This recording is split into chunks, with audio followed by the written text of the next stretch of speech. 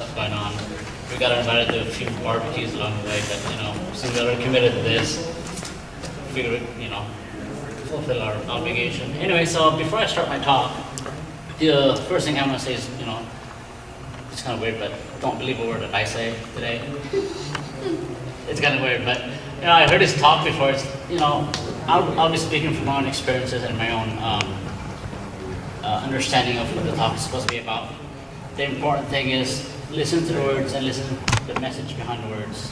Because as I'm speaking, I'm sure God is touch you in some way, one way or the other.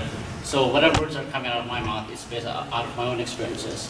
So what you hear and what you understand may be different from what Christian's hearing, what Jason's hearing. So Jason and Ian. Yeah. So it'll be different for everybody. So that's why I say don't believe what I'm saying. Is that for each one of you guys, it means it's going to be different for the talk, today's talk. Okay. So today's talk is on Christian family. So let's start with a few questions. What do you guys think? What's the reason why do we have families? This is not a hypothetical question? No, you guys are right. It's an open floor.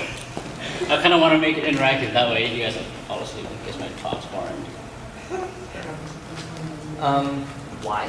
Yeah. Why? Well, why have human beings in the first place? God created us out of love. Love requires more than one person. From that very definition, you need at least two people to love. And in the most intimate way that humans can love each other, life is created from that. Families thus are a product of life. Good answer. Yes, Jason. What would you Ian? Oh, ditto. Wow. Ditto sounds good. Paul, what do you think? Oh, ditto that too. Ditto. Yeah. All right. We're good. Somebody else is going to answer first next time. You might be ditto. So, based on today's talk, it's our basic unit. Individually we're just one person. Then once we start having families, you start building a unit. And in order to have a church, you need a community. You just can't have one person, and you can't have a church like that. So it starts with one person, and from there you can expand and grow. So that's the family is the basic unit, and the reason we have families is, like you said, build more community, procreate, and have more of us. The other thing is also when you have a family, it provides a foundation for teaching. You have children, you teach them your values from the values that you learn from your parents. So it's kind of handed down through generations. And so whatever they learn from home, they would pass it. And hopefully whatever they learn from home, they pass it on to other kids. Maybe who may not have a strong family unit. Maybe some other kids don't have parents, maybe they're a single parent or something like that. And so if you're lucky enough, like especially in today's society where you have both parents and you're taught their values, and their values are from the church or from a Catholic education, and whatever they've learned, they can pass on through children. And as children, you can learn that, and then as you have your own children, you pass it on. So that's kind of a generational teaching in a way. And let's see. Any ideas what's going on with today's family? Is it the same as maybe back in I'm gonna pick the 50s, but that was kind of like the ideal family picture back in the 50s. No, it's not the same. It's not the same. What do you think that is? What has changed since like back then? Well, that's an entirely different conversation, but Pick one. Look, I can give that to a long one. well, the way society sees it versus the way we see it, we see families the same way. It hasn't really changed very much. We still believe in the very importance of the family, and that hasn't changed within our faith. Society, things have changed because we've taken responsibility and love and separated them. You can't have love without responsibility, and you can't have love without consequences of actions and sacrifice, and we removed all those things from the classic definition of love, and because of that, people won't commit.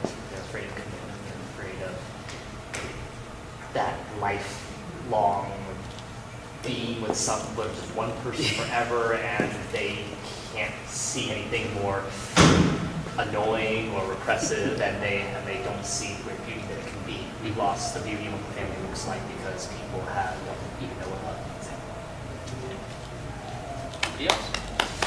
I'm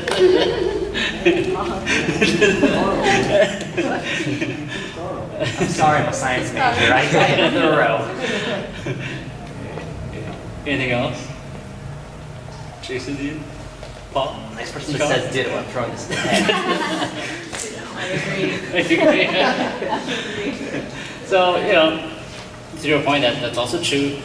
And one of the things that at least from my own personal observation, is that, back in the, I don't know, when I grew up back in the 70s and 80s, the television shows are different, where our surroundings affects us in a way. Not only our parents, but when you go to school, media, television, stuff like that affects us in our personality.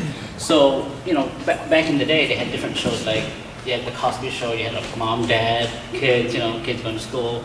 And at the end of each show, they kind of had a lesson at the end of it, and if you go further back, like Leave It to Beaver, stuff like that, mom and dad, as you go through different stages, back in the 50s, the mom was home, the dad was working, the kids kind of went to school.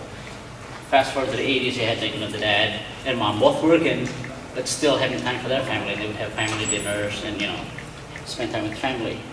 Now, if we progressed, like maybe to the 90s and 2000s, we kind of had a show. I mean, the other show that I also watched was on Family Ties. That was kind of another good family show where both parents were also working and the kids were kind of learning to manage through different things in their life. And so at the end of both those shows, you always had your lessons, and it kind of taught you how to deal with, family relations and the challenges that you face as a family. And the other thing that also, as we move forward in the 90s and the 2000s, the shows kind of changed, like, Married with Children, the dad's kind of like a bum, and he's not really helping much with the family, and, the families have become dysfunctional, and in a way, society has reflected what we start reflecting of ourselves. So instead of having good examples that we look up to, we're saying things that, hey, my family isn't as bad as those guys, but at least, I have a family. And so you don't strive to be a closer family. You just kind of compare yourself and are happy, and you settle for whatever you see. So you don't feel as bad. So it kind of numbs you down. You don't feel as much love, as you mentioned earlier. So that's one of the factors that affects us is society. And, we've gone away from the church and our spiritual life, and that's one of the things that, we need to always constantly improve on is our spiritual life. It's not going to be the same from the time you were born all the way up to your death. As we get older, things change. You're going to go in and out of your different beliefs and belief system. But at the root of it all, you have to have some kind of belief system that you believe in. And, I appreciate you guys coming over here, following through on that, and, pursuing and strengthening your belief system, and hanging out with people with the same beliefs and learning from each other. And that's a key thing with families, is learning from one another. I grew up with, there's 6 of us, 3 brothers and 3 sisters. So, it's always been a kind of like a competitive stuff in the family, So you always get compared with one or the other, and it gets tough. But you learn from one another. You learn about, my brother messed up. I'm not going to do what he did because I'm going to get punished just like him. So in a sense, you kind of learn from that. And I was lucky. My mom and dad were both in the church. Not in the church, but they, when I was growing up, my mom always encouraged me to go to church. And so, I don't know, maybe I was weird, but I always wanted to go to church with her. Like, they used to have this church that started at 4 in the morning in the Philippines, 9 days before Christmas. And I was talking about, Mom, wake me up before you go, because I want to go. Because back then, when I grew up, different now, because back then, when you guys take communion, they had a thing over here in the front, you would kneel down. And you can't touch the host, the priest would have to give you the host. And everything was said in Latin, and the priest was facing the altar, he wasn't facing you. So, but for me, I thought that was kind of cool, and kind of walking up there like, Holy Ghost, people, So I don't know, it was fun, and for us, that was how I grew up with learning about the church. And then high school, college, I kind of went away from the church. I was kind of disenchanted with the church and didn't attend church for a while. And then after college, I moved up here. Then you're